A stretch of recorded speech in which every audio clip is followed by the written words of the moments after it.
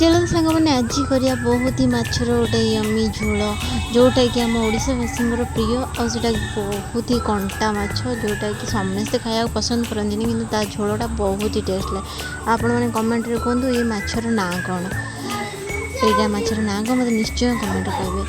नमस्कार मु डॉली आपको स्वागत कर डॉलीज किचन को। जदि आपको मो वीडियो सब भल लगे मत मो चैनल को सब्सक्राइब करूँ मुझे आहरी नुआ नुआ वीडियो आनिकी देवी। चलते हम स्टार्ट करवा आमर वीडियो। ये माछ काटी आनली ए तादर हल्दी लुण गोल आम गोटे तावा रखिदे तेल देकी माछ भाजवा को चढ़ेदेली।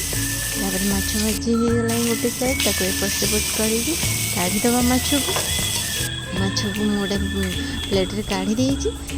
मु आलू काटी देती आ टमाटो काटी देती। आम आदि पिज पकईबानी टमाटो हिं करवा।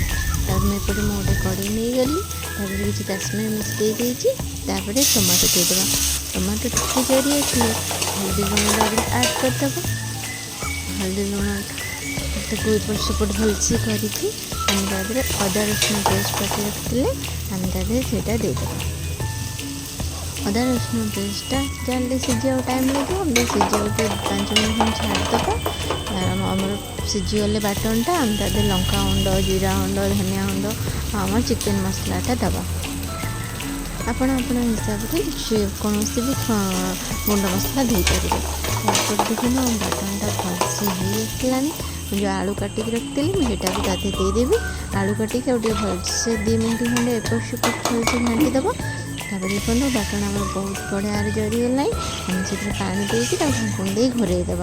ढाकुण देकी आराम से 10 मिनट आप घोड़े। 10 मिनट पर ढाकुण काढ़ी देखिए आलू सीझी जाइए। आम जो माछ भाजिक रखते ऐड करदेव।